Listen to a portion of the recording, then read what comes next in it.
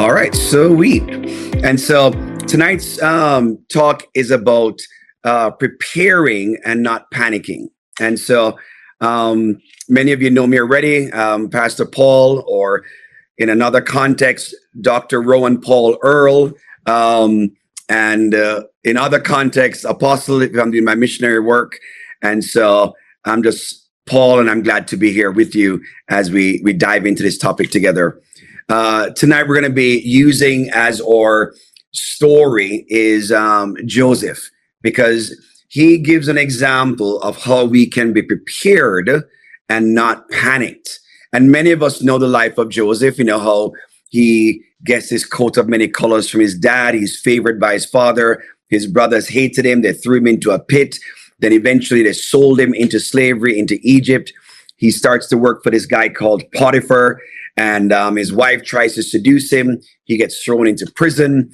He gets, gets really depressed in prison. He helps out two men who worked for the Pharaoh, and one of them, his prophecies came through. One of them died, and the other one got released. Then he begged the guy who was released, said, "Don't forget me." And of course, the guy forgot him. 2 years later, Joseph is still in prison. And then Pharaoh has this dream, and nobody could interpret it. And the butler who remembered Joseph, who helped him with his dream, said, "I know somebody." Then he goes get Joseph. Joseph cleans up, goes before Pharaoh. He interprets Pharaoh's dream, and he gets a vision and an understanding of what is to come. And then he gives Pharaoh wisdom, and he tells him what he needs to do. And Pharaoh said, "Is there anybody else as wise as you and has the Spirit of God in you? You know what? You be my governor, and you implement this program to prepare for what was to come." Joseph does that. And when he's done, he not only rescues Egypt, but the known world at that time would come to Egypt to get supply. Even his own family, the Hebrew people, would come there to get help. But not only that, Joseph did more. During the years of the famine, he had so much in supply that people spent their money. And when their money was done, they gave their property and their cattle. And when that was done, they gave themselves into servitude to Pharaoh. So by the end of this chapter, Joseph accomplished significant things. I mean, basically for Pharaoh, everybody was owned by Pharaoh. All the land was owned by Pharaoh. But also, he provided a place for the Hebrew people, for the children of Israel, and he helped out his family and God's purpose for their lives. And he got them into a prime piece of real estate in Egypt called Goshen. But that's the general story that we know. But I want to do a retelling of the story where I want to walk you through, because I want you to be like Joseph. See, Joseph prepared himself.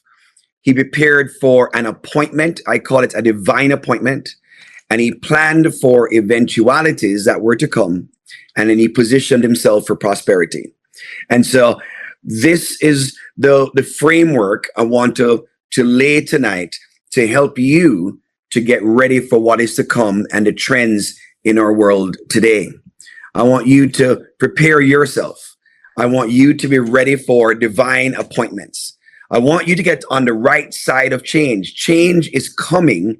And if we are on the wrong side of change, you'll get left behind or get defeated. And so we have to get ourselves on the right side of change, that is planning for eventualities. And then number 4, I want you to recognize that problems are really your opportunities and how you can be postured. So what are problems for the community and for people becomes your opportunity to meet a need and also to create your wealth. And so this is what we're about to do. We have experienced this over our journey, as we have a phrase that we say, posture for success. We're saying when preparedness meets opportunity, success happens. And therefore, when an opportunity shows up, if you're going to run to prepare, you're going to miss it. Just like the 5 foolish virgins who, when the bridegroom came up, they were like, "Oh, we're out of oil. Let's go get it." And they missed their opportunity. I remember many years ago, I got an opportunity. They were doing this big investment to bail out a hospital. And they said to me, "Hey, Paul, it's an opportunity. You can get involved, blah, blah, blah."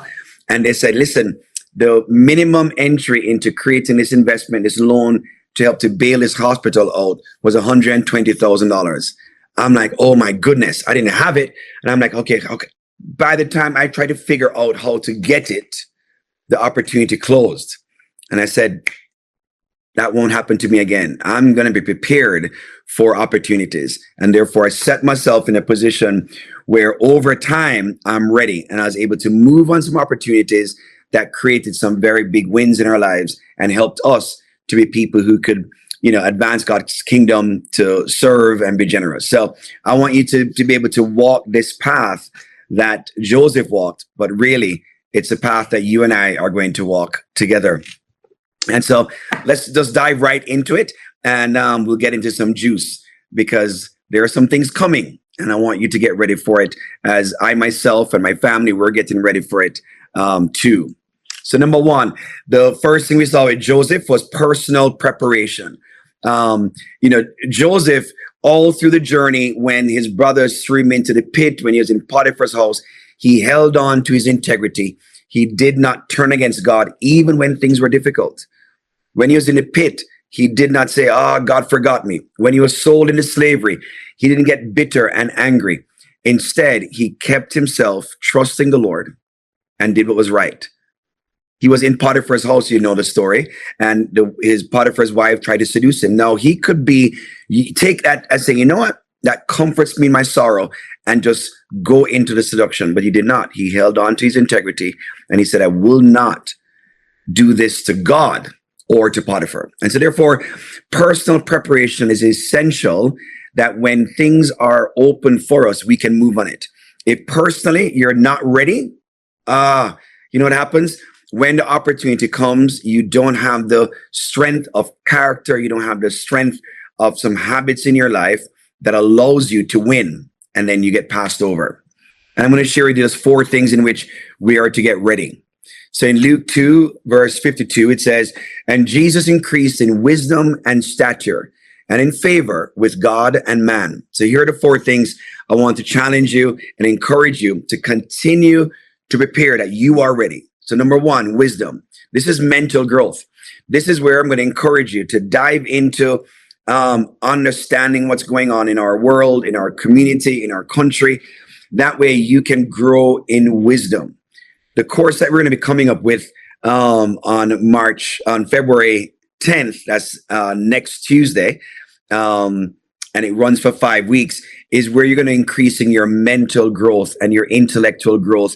And we're going to teach you some principles in Thrive that's going to help you with your personal preparation, that your perspective changes, your mindset changes, your lenses changes, that you can see things that you would never notice before. And that's what we want to do, help you to be ready for the future. So number 1 is get yourself ready. Intentionally say, you know what? I'm going to study. I'm going to read.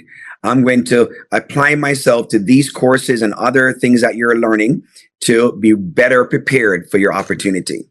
Number 2, he says he grew in stature. That's physical health.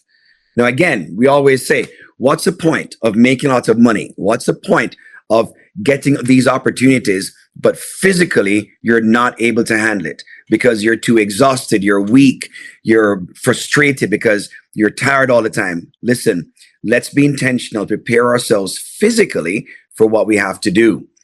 And here's a basic number 1 physical thing we have to do. Go and get your annual checkup. Do your blood work, because early prevention is early cure.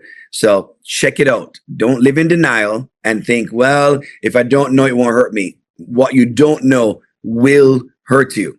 So do that. Number 2, get your sleep as much as you can. Even if you have to take a melatonin, get some sleep, because our sleep refreshes our brain, helps us to be calmer and stronger to handle what's in our day. Get some exercise if you can. Just do something simple. Maybe do a walk, whatever you need to do, but be intentional about physical preparation. And a nice, easy one is just cutting back on the sugar. Just drop soda.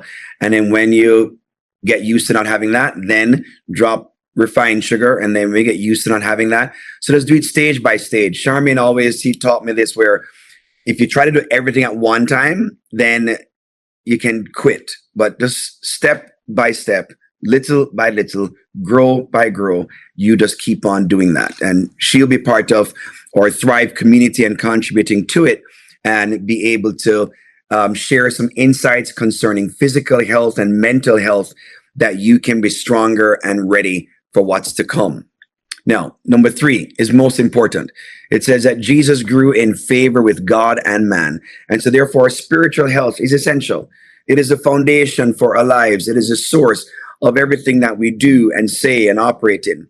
And so therefore, let's get that right. Make space for God that you can grow spiritually. Get into the rhythm of reading and getting wisdom from the scriptures. Get into the rhythm of worship. Get into the rhythm of connecting with people of like heart and mind that you can grow. And so therefore, personal preparation is wisdom, mental growth, statue, physical health, God, spiritual health, and then finally, man, which is relational health. Because the truth is, we have to be linked up with others to succeed in life. No one can do this alone. All the people who say they were self-made is not true. There were people who gave them opportunity. There are people who supported them, people who helped them. Certainly, they worked hard, but all of us need all of us. We need some other people to work with us. And one of the reasons why we have this, what we call a closed community, is that you can connect with people and collaborate, interact, learn from each other, and grow together. We need each other. One of the things that we learned years ago was that the measure of our miracle from God is directly related to the connections that we have. Because all through the scriptures, I would say 99% of the miracles that are there, it came from one person to another. It came through a channel.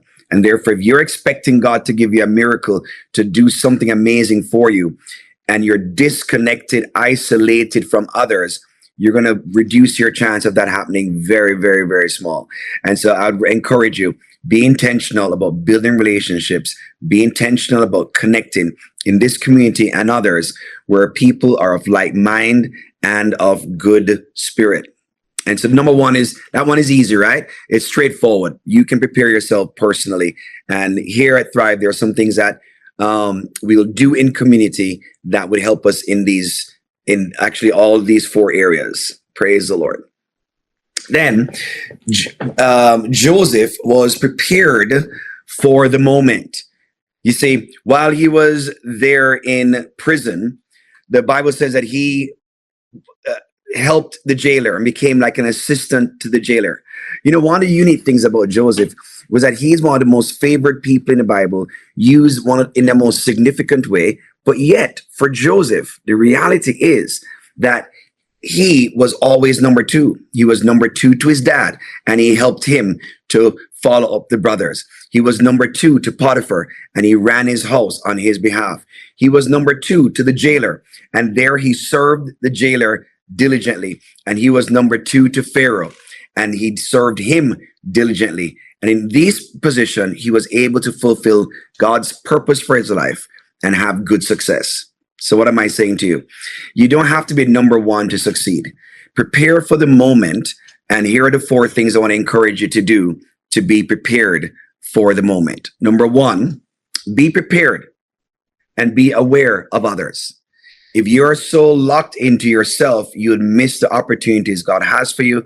You'd miss the opportunities for relationships and for helping other people. Joseph, while he was in prison, he noticed that the cupbearer to the king and the chef were discouraged. And he says, hey, what's going on with you guys? You look sad. Listen, notice other people and be prepared to help.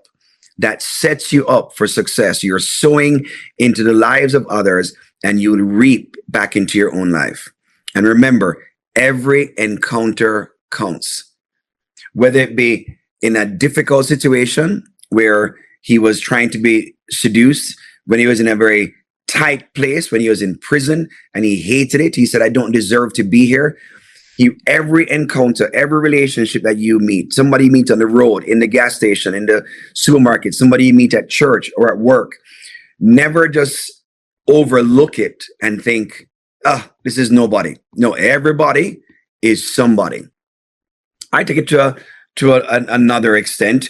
I go to a store and I'm purchasing something. I always ask the person at the register, "What's your name?" And they'll tell me. And recently, Shami and I were in a Korean restaurant, and I said to the person, "Hey, what's your name?" And she goes, "I'm Holy." And I said, "Holy, that's an interesting name." And we were chatting. And she said to me, "Say, you know what?" She says, "I've worked here for a few years and nobody has ever asked me my name." Because what happened is often in these service industries, we treat people like they're robots or part of the machinery, and we just relate to them for the transaction and forget that they're a real person, because you never know how that connection might connect something for your future. I could tell you stories of people that I have met in different spaces and spheres, and because the encounter really counted and we interacted, it created a moment for a blessing. Just last week, I was interviewing someone and saw their resume and got ready, and they evaluated and then set up the interview. When the person came to the door, she said, "Dr. Earl?" And I'm like, "Hi, you look familiar." Said, "Yes, you taught my class some 3-4 years ago." And it just created a click. That way the interview went well, and they're signed on to work for us. And so you never know. Every encounter matters. Don't just pass people by. Just pause. Get somebody's name. Introduce yourself. You never know where it might lead for them or for you. And so number 3, to be prepared for the moment, to be ready for that divine appointment, be generous. Always be willing to help somebody somewhere. Again, it's a simple principle of sowing and reaping. If you sow kindness, you receive kindness. If you sow opportunity, you reap opportunity. If you are generous, it comes back to you. And also, it just kind of looks good on you, because that's how God is, and we're his kids. And therefore, we want to display that Christ likeness. So therefore, to be prepared for the moment, you have to be aware of your circumstances, be aware of other people. Treat every encounter as something important and valuable, because people are valuable. Be generous, and also be flexible. There are times you're going to be called out of your norm, out of your pattern, out of your normal schedule. And when you do, if you're like, "Well, no, I'm so fixed and so rigid, I can't move to here or there," you'll miss it, right? Be ready so that when the moment comes, you can respond and be prepared for that divine encounter, that special moment. And so build up your skills, be ready, and be just, I would call, relationally competent, having what some people call emotional, social intelligence, where you're able to relate to others. These are essential skills that you're going to need for what's coming in the world today. And that might mean for you reading a book. It might mean doing one of the courses here at Thrive that speaks to that literal issue of how social intelligence work and how you are to relate to other people for success and achievement and contentment in life. Because I'm telling you, I'm about to share with you some things that are coming. And if you get ready for it, you're going to be in a good spot. I'm going to break from the PowerPoint for a minute and just share with you face to face on some things that are coming that you and I can be ready for. And then we'll go back to the slide where we're going to be talking about these eventualities that are going to be coming. So let me end this part of it here. How do I come back to that? All right, sweet. Am I in the screen now? Can you see me? Yes? Okay, perfect. Great. So far so good. Everybody following along with what I'm saying? Everybody's good? All right, great. And then if you have any questions, please just again write it in the chat and we'll get a chance to respond to them, or we'll be able to do it. So, hey guys, this is going to tell you some things that are coming, right? And this is a reality. Joseph saw the future. Pharaoh's dream, he interpreted it that there's going to be 7 years of plenty, 7 years of famine. Now, that principle, we use it all the time because we recognize that in every economy, there is cycles of booms, recession, boom, recession. It's just the nature of life. In the same way we have seasons, we have winter, we have summer, that's how economies go as well. And so you can never assume that your economy, your situation is always going to be up. So therefore, you're preparing for eventualities. And now we have an opportunity to look ahead based on what are some of the trends in our world, some of the trends in our community, and make some decisions to be prepared. So that when it happens, you're not panicked. Why? Because you are prepared.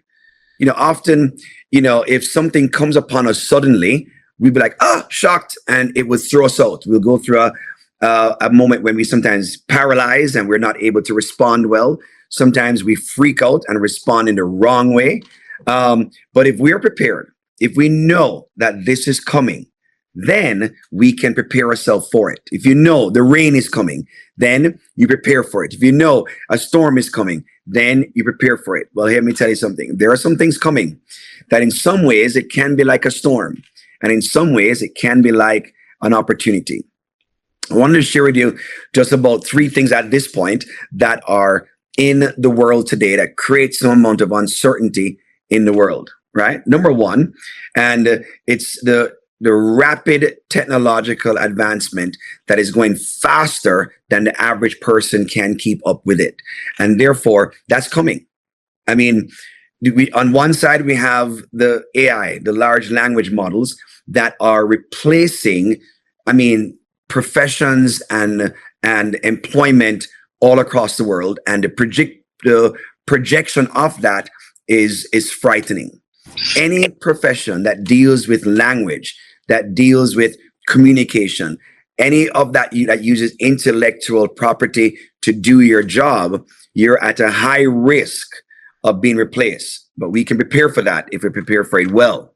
See, recently I had a friend of ours, a cousin really, who worked in a radiology lab and was one of those techs that would look at the slides and those things. No, that hospital system where she worked in Texas closed down that department completely and reduced it to just 2 people, and they were made redundant. Why?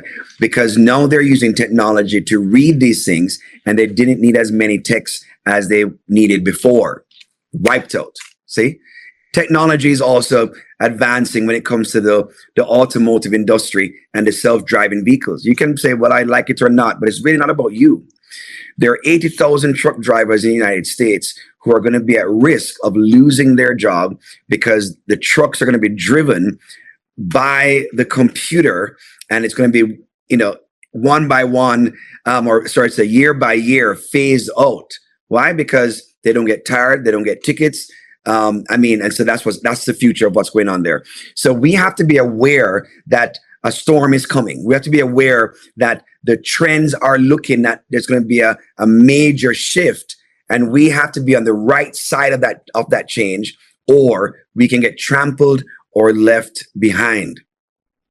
Now, geopolitically, even for us who are investing in stocks and those things, we have to be aware where the economy and the industry is going so that we can be prepared, not only when it comes to work, but also when it comes to investing in the market and where trends are going up and where it's going down.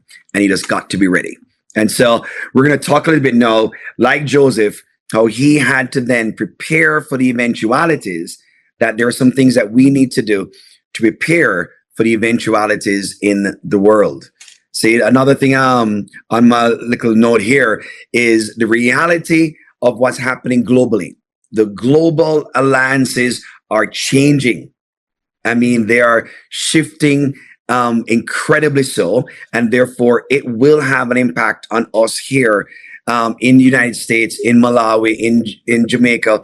For all of us, all that global stuff, we can no longer assume it to be the same and be an even playing field. Things are shifting radically, and we have to keep our eyes open so that we can be prepared and not panicked. Sometimes when you hear of these things, you're like, oh my God, oh my God, oh my God. But all you can say is, oh my God, show me your way. Give me your wisdom and your spirit, like you gave Joseph, and allow me to navigate these waters in the way I am to go. So get ready. I'm going to jump back in and show you some thoughts on how we get ready for what is to come, the eventuality.